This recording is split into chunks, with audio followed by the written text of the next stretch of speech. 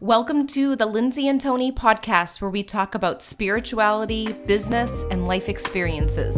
In this podcast, we're bringing our private conversations to you. We believe that it's through discussion, action, and reflection that true change occurs.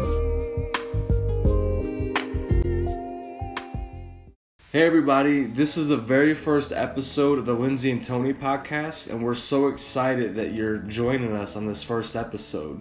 In this episode, we're going to talk all about intuition and how you could use it as a tool to transform your relationships, your career, and every area of your life. In this episode, you will learn the big misconception about using your intuition, how our intuition guided us in creating this podcast, so the story behind that, and why being open to your intuition is the key to activating it, and why you should write down your intuitive hits, and why moving your body benefits your intuition, and why using everything around you as tools for your intuition is key. I hope you enjoy the show. I'm so excited about today. This is our very first podcast, and I can't wait. But Tony, I want to know how you're feeling since this is your first one. I'm feeling pretty excited too. Of course, this is my first one, so it's different doing a podcast. You've done your radio show before, Lindsay, obviously, for several years. So this is going to take getting used to, but at the same time, I'm very excited because I look at this podcast that we're doing as an educational platform for us to share information with people and to share our stories in order to help people. Yeah. Pretty much the same thing we did in the public school systems. That's true. When we taught there, we had a classroom. And I look at the podcast like this is another vehicle like the classroom was. So I'm very excited for this. Definitely. And I feel like our whole episode is all about intuition.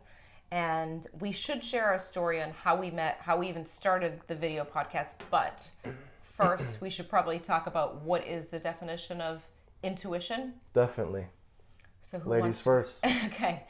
I feel like intuition is that inner knowing inside that we're all born with. So our soul is something that we all have, and our soul is connected to the higher consciousness, the universe, God, whatever you want to call it. We're all one anyways, and it's tuning into that, tuning into those subtle signs that come to us every single moment of our life, paying attention to that energy, that universal energy that knows. It's the all-knowing. And I think if we tune into that, our life, our business, everything can shift. And I feel like that's what happened for us. I love that definition. And as you were saying it, I was picturing little antennas on our head that kind of pick up energy, that pick up the truth of everything. Yeah. And it's like what you said. It's like we're all one. So when we're tapping into our intuition, we're actually tapping into who we truly are, the truth of who we are. So my simple definition for intuition would be it's God of the universe actually speaking to us. Yeah. And giving us guidance on what decisions to make, who to speak with, how to speak with them. Pretty much everything that has to do with life, our intuition or God of the universe is actually guiding us and telling us exactly what to do with each situation we're in.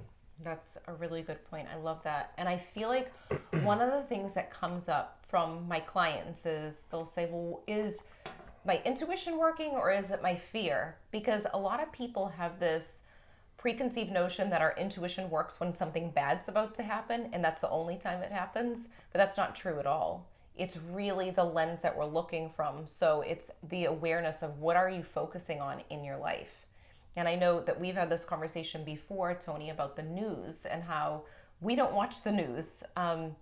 And I know you've mentioned that in the morning time, people wake up and they... Right. Most people, if you look at their day, most people, the average person, they wake up and they watch the news. That's just what they do. It's just in their paradigm. It's what they do without even thinking about it. So I think where you're getting at with this is with our intuition, we have these sensors, we have these filters that information must pass through in order for us to actually pay attention to it. And that's our belief system. That's our filters are the belief system. So a lot of times when people are watching the news and negativity and and thinking the world's a negative place because all of this information that they're piling into their brain, they start to get negative intuitions all the time. Yeah. And I think that's what happens with a lot of people is, like for me, now that you said that, I'm thinking back, you're right. A lot of people, most people that actually tell me that they use their intuition, and I'm talking when I was in elementary, middle,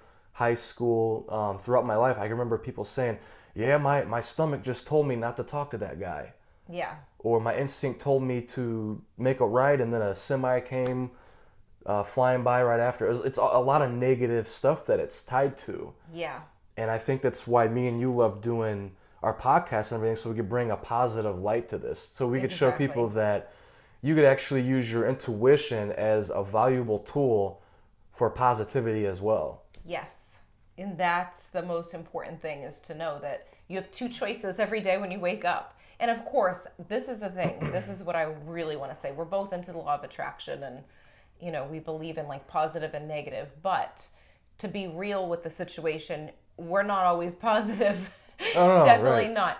So I feel like if we are seeing through one lens and we're having a miserable day, or we wake up and we're moody, which can happen when we're both hangry, don't you think? Yeah, definitely. Or we're really when hungry. you're angry. Hey, No, I'm no, just you kidding. are too. But anyways, but I feel like that it happens. We're humans, of course. We all are human, so we're gonna have different emotions, and that's actually healthy. To shut down our emotions is not healthy. To pretend that we're positive when we're not is not healthy. And I used to do that, and I don't do that anymore because it's too much energy, doesn't it? It's very draining, right? Because you're trying to act. You hear about the law of attraction. You're like, oh, I got to be positive in order to have a positive life, which is, there's truth to it. You want to focus on the good and everything, but at the same time, you got to let whatever emotions that are going through your body and what you're experiencing, you got to experience them fully in order to release them. So, tying that to intuition, a lot of that, when you suppress that emotion, it actually starts to clog up the link from our intuition, and we start to, we don't see as clearly, which is why towards the end of this podcast, we're going to give people practical stuff, habits that they could perform on a day-to-day basis that will actually keep that link cleansed, to where whenever they have the down moments, like we all do, like you were saying, we might seem like we're all positive and everything, which we are most of the time, but we're still humans, and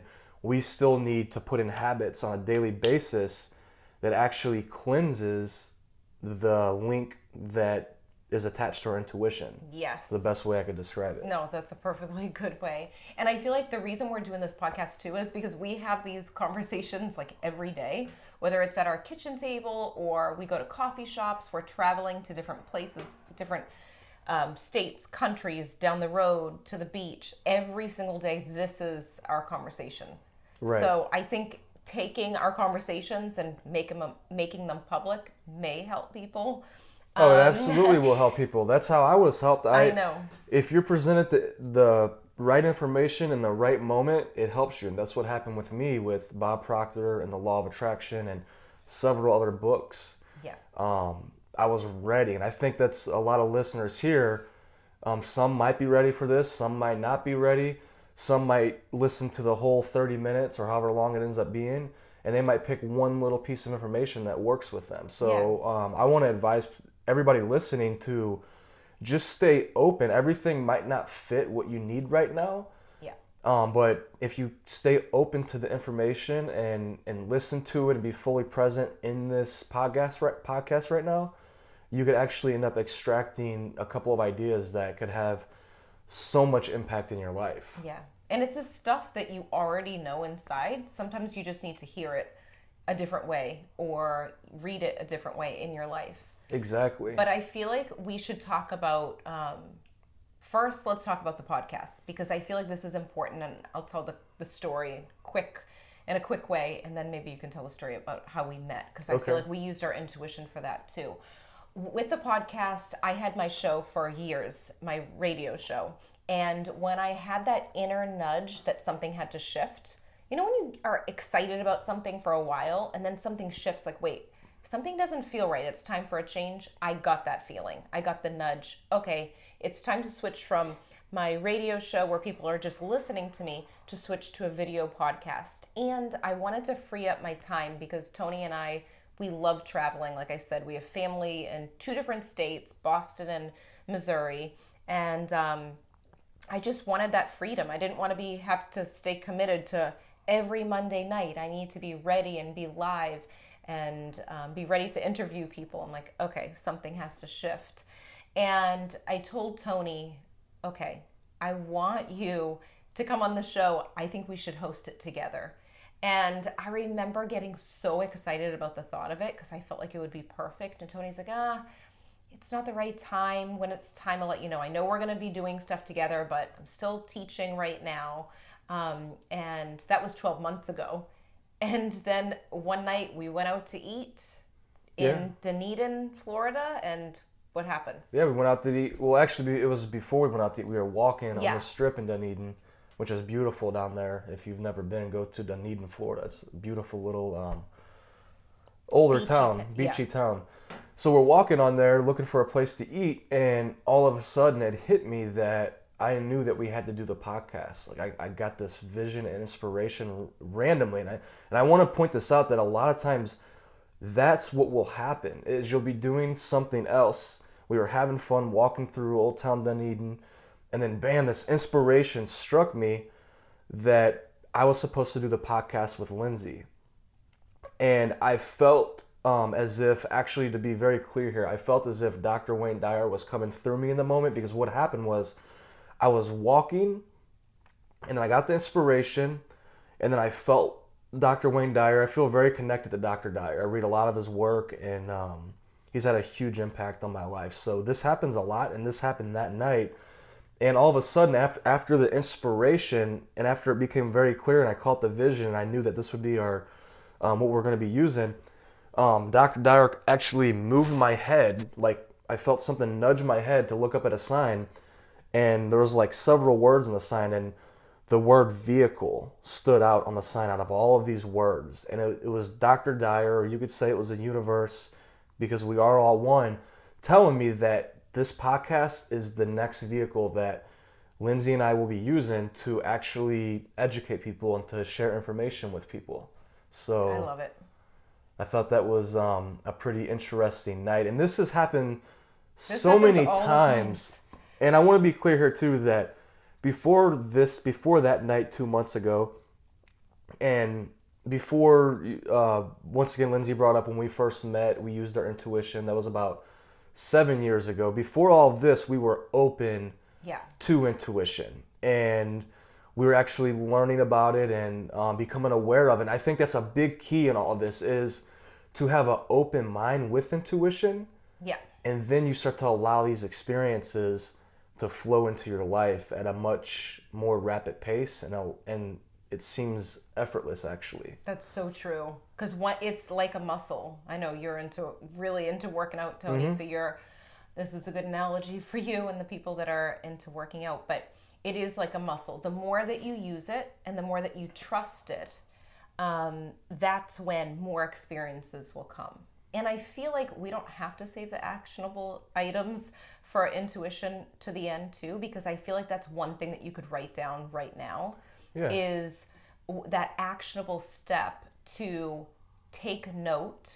I always tell this to my students, and we just had a conversation about it the other day. Keep a journal that's an intuition journal, where if you get an intuitive hit and you feel that nudge, okay, like Tony said, he saw the sign up, he was nudged to look over there. Write that down, put the date next to it, and maybe you don't know why you're seeing the sign. Like, luckily, because you've had enough practice, you knew exactly what it meant in the moment. Right. But sometimes you don't know why. You're like, wait, there is something that's nudging me to see this sunflower, or there's something nudging me to hear this song right when I wake up in the morning. Write it down, and normally it will probably make sense later that day. The dots will be connected, maybe later that week. If not, you still have it in this little journal. And check back and give yourself credit when your intuition is on point. And that's like the teacher in us, I think, because I was a third grade teacher, Tony was a teacher, and I think that positive reinforcement really helps. It absolutely does help. And, not everybody is going to want to write this stuff down. Some Yeah. people might want to make a video about it. Some people, it doesn't matter how you do it. The point here is, and I think writing it down is actually one of the best ways in my opinion. Yeah. But the point here is to actually log it, right? To log it like we did in the classrooms with everything, Yeah. to bring our awareness up.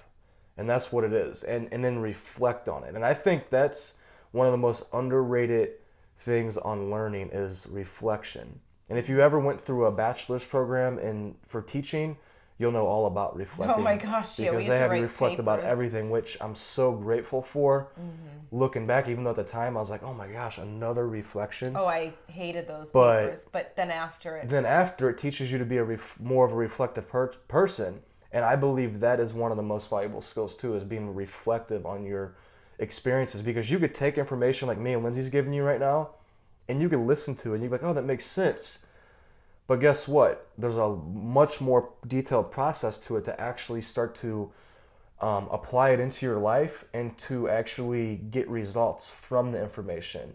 So you got to take it and you got to listen to it, and then you got to apply it and then reflect on it and then listen to it, apply it. It's a never-ending process, and eventually through journaling and through doing all of that, you'll start to create your own unique take on how to use the intuition, which I Yes. believe we all have our own uniqueness when it comes to actually accessing this and then understanding what it is telling us. So an actionable step that so Lindsay gave you to log your intuition anytime you're aware of it. I would say on a daily basis, you want to move your body. And this benefits, in my opinion, and actually scientifically it's proven, pretty much almost every part of your life. If you move your body on a daily, weekly basis, you actually will start to clear the link of intuition. So, for example, Albert Einstein would always say if he needed ideas, and a lot of you probably heard this before, if he needed ideas, he would go for a walk. And a lot of you could probably relate to where if you go for a walk, or if you go on a bike ride, or if you go play a sport or a hobby that you love to do, you'll actually start to receive the answers from the previous days, or actually from that day. And that's because you're clearing that link to your intuition. So my advice would be to move every day. I would say for at least 30 minutes per and day. you've taught Break me a that. sweat. You really taught me that, because I feel like in between my readings that I do with clients, going outside clears my head, but also that's when the intuitive information comes through.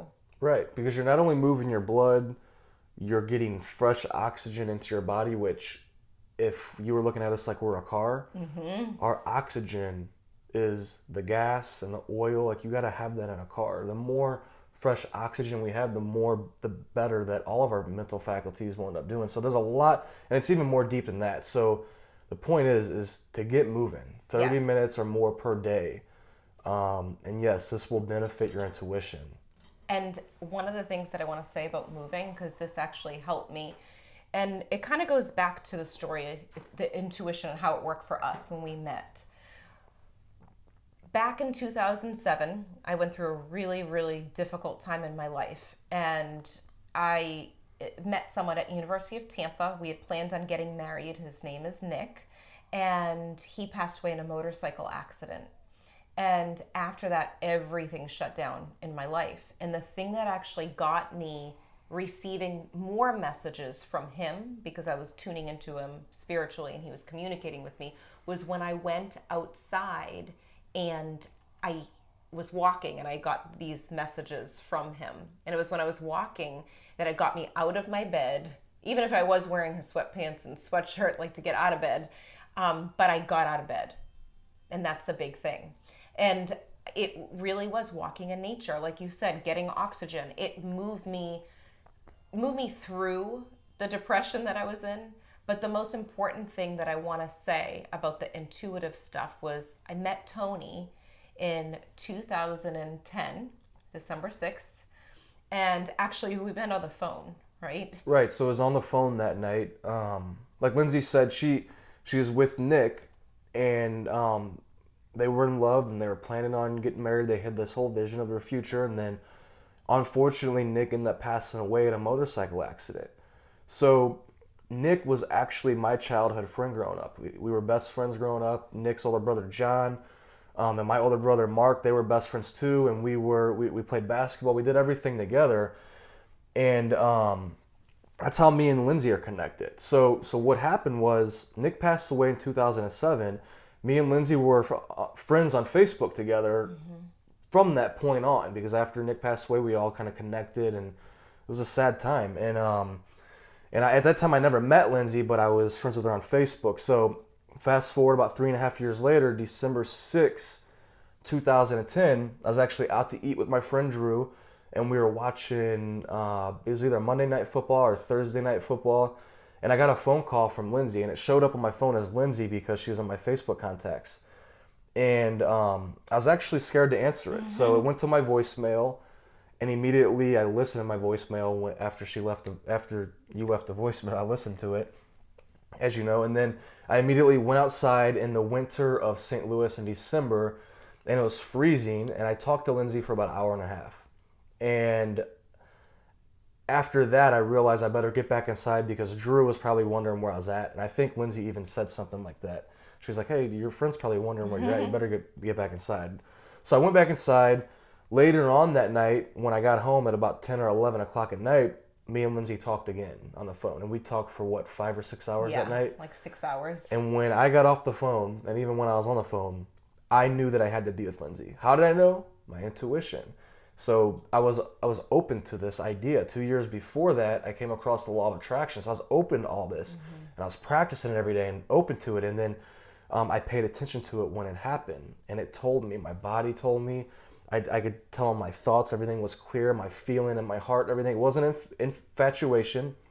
I was single for 3.5 years. I did not want a girlfriend. And I didn't want a boyfriend. Lindsay didn't want a either. boyfriend. She was single since Nick passed away. She wasn't ready. So it kind of just all happened, and we trusted our intuition, and Lindsay felt the same way. I did. And it came over my body, like this intuitive feeling without a doubt. Of course, me being the person that I am, I would never, ever have someone come from Missouri to Florida that I've never met in person in my life. Right. But Tony came that month, and you could feel it in the physical body.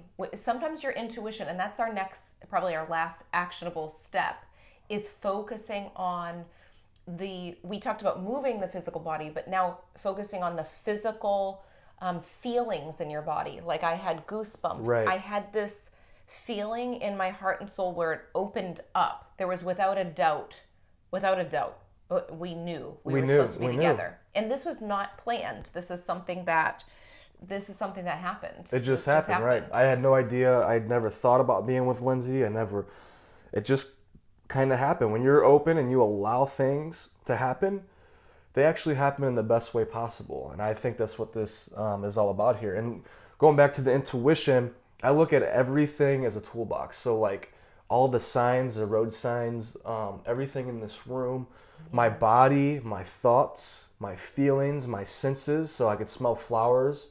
We could use everything that we have, and our intuition will use that to communicate with us. Exactly. And that's the thing that we have to become aware of. So become aware of all of that. Your thoughts, your feelings, your senses, like the smell, taste. I know sometimes when Lindsay's doing readings, she'll start to taste cigarette smoke.